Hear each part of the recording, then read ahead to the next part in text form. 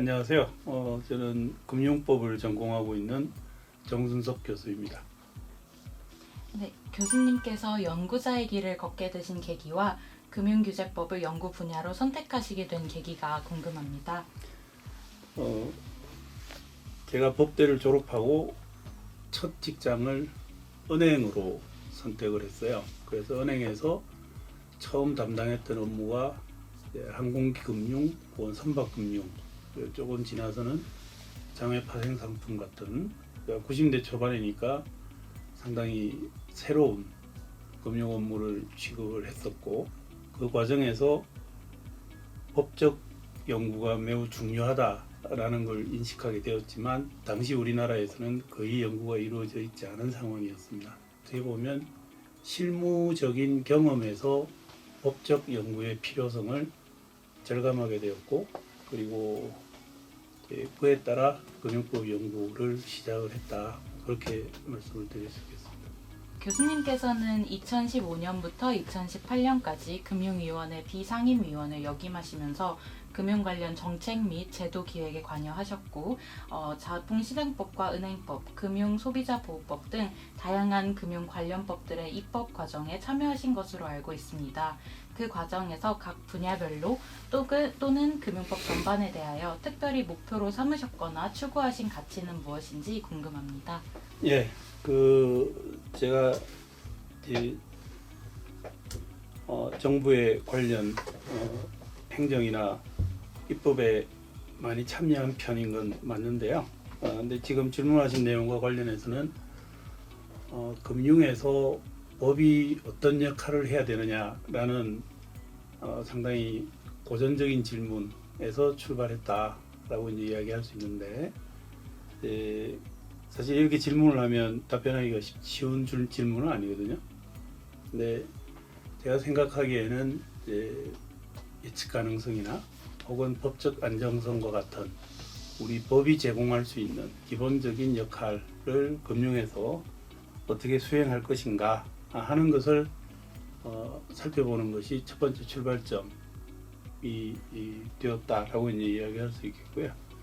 그 과정에서 우리가 더 생각해 봐야 되는 것은, 이제 금융시장은 국경의 의미를 상실한 상황이기 때문에 외국에서의 금융법의 발전하고 우리나라에서의 금융법의 발전이 어느 정도의 정합성을 유지해야만 제도로서 운영이 가능한 시대가 되었다라고 말할 수가 있고요. 그래서 소위 국제적인 정합성을 확보하는 것이 가장 중요하다라는 점이고, 또 한 가지 이야기해 볼 수 있는 것은, 전통적으로 금융법은 은행, 증권, 보험 같은 업종별 구분을 기초로 만들어져 왔고 운영해 왔거든요.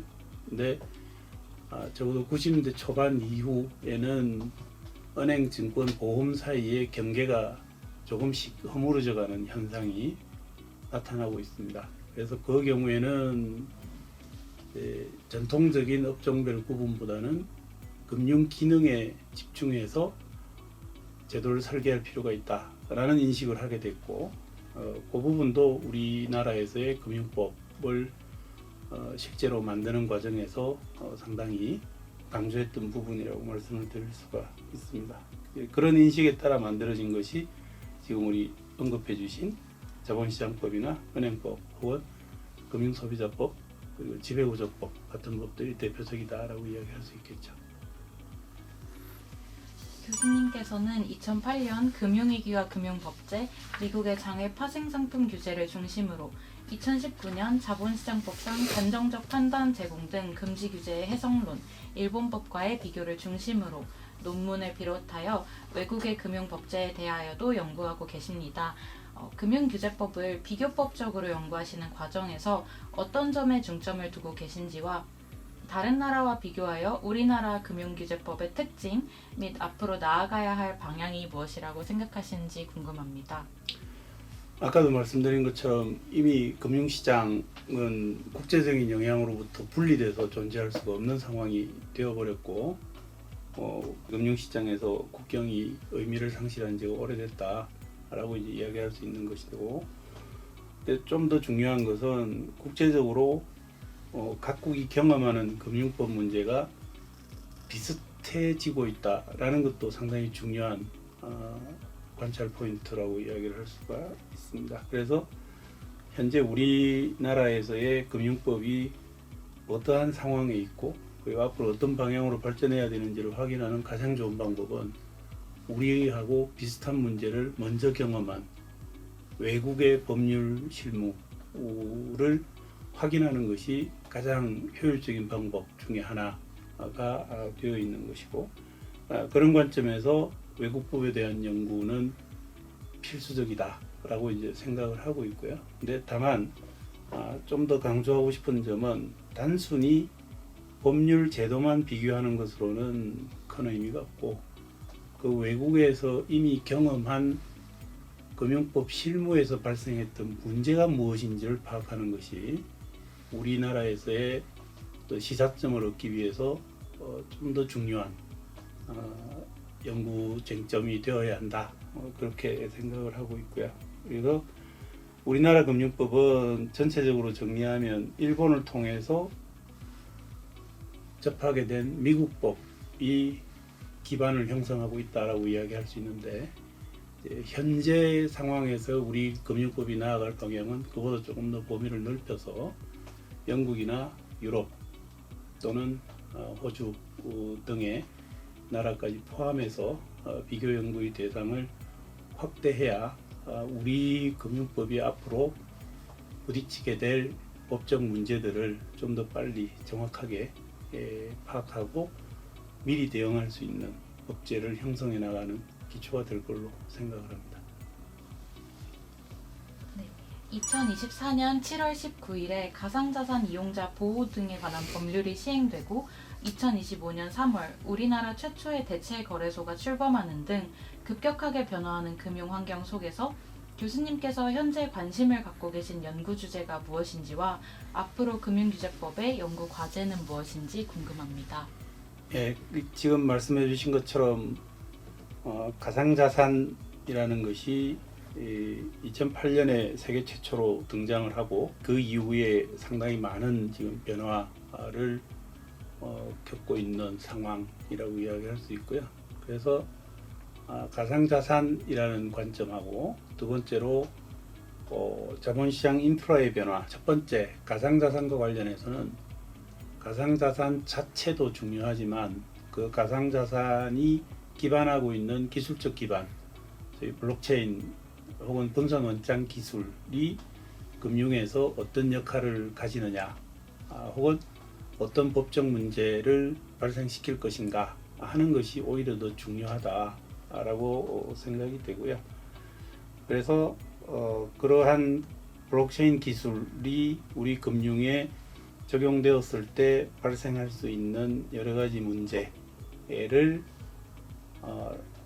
연구하는 것이 첫 번째로 매우 중요한 과제라고 이야기할 수 있고, 그리고 두 번째로 대체거래소라고 일반적으로 부르는 소위 다자간 매매 체결회사가 우리나라에서 이미 등장을 했고 현재까지는 상당히 잘 작동하고 있는 것으로 평가를 받고 있는 것으로 알고 있고요. 그래서 그러한 대체거래소 혹은 다자간 매매 체결회사의 등장으로 상징되는 자본시장 인프라의 변화는 우리 자본시장법 나아가는 금융법 전체에 상당한 영향을 주고 있는 상황입니다. 왜냐하면 우리는 전통적으로 거래소는 한 개밖에 없는 세상을 지금까지 수십 년을 살아왔는데 이게 두 개가 된 거거든요. 그 이야기는 쉽게 말하면 주식 하나에 대해서 가격이 두 개가 됐다는 이야기거든요. 그 이야기.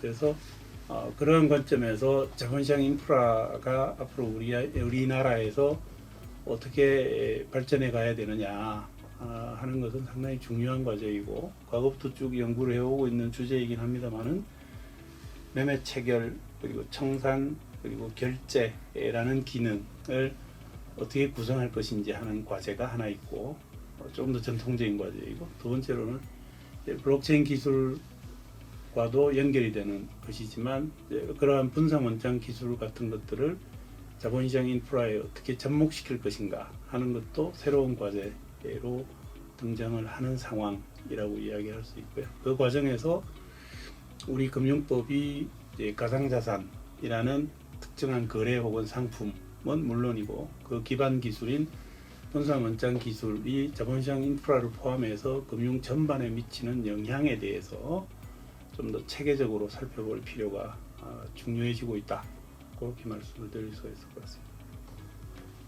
마지막으로 금융규제법 분야의 연구자를 꿈꾸는 학생들을 위한 조언 한 말씀 부탁드립니다. 우리 학생들한테 가장 많이 듣는 질문 중에 하나가 금융법을 공부하기 위해서는 어떤 법 분야를 공부해야 되느냐라는 질문인데, 사실 금융법을 공부하기에 앞서 법률을 공부하기 위해서는 민법이나 상법 같은 기반이 되는 법률에 대한 공부가 먼저 선행이 돼야 될 거고, 그리고 이제 금융 문제에 대해서 조금 더 깊이 접근하기 위해서는 도산법이나 혹은 신탁법, 그리고 여러 차례 지금 우리 이야기했습니다만은 이미 금융시장은 국경을 상실한 상황으로 발전하고 있기 때문에 국제사법적인 접근에 대해서도 기본적인 원칙은 우리가 배워둘 필요가 있겠다라는 이야기를 이제 하죠. 그럼 사실 범위가 너무 넓어지는 면도 있긴 하지만, 그래서 기본적인 우리 민법 혹은 상법, 그리고 말씀드린 몇 가지 이 법들을 어느 정도 공부를 한 후에 이제 금융법에 접근하면 시야가 훨씬 더 넓어지는 것을 아마 본인들이 느낄 것으로 생각을 하고요. 그리고 두 번째로 금융 상품에 대해서 그러면 어느 정도 알아야 되느냐 하는 것도 상당히 중요한 질문인데, 금융 상품을 만들 수 있을 정도의 전문성은 필요 없겠지만 적어도 그 가격이 어떻게 결정됐는지는 이해할 수 있을 정도의 공부는 필요하다라는 이제 이야기를 하고 있죠. 그래서 전체적으로 보면 범위가 상당히 넓어질 수밖에 없는데, 금융이라는 자체가 사실 응용 분야라 뭐 불가피한 측면도 있고, 그런 점들을 종합하면 금융 실무에 대해서도 특히 가격 결정 방식을 중심으로 기본적인 이해를 갖추기 위해 노력을 하고, 그리고 그 이후에 법적인 분야에 대해서는 앞서 말씀드린 정도의 범위에 대해서 좀 더 노력을 해볼 필요가 있다라는 정도로 생각을 합니다.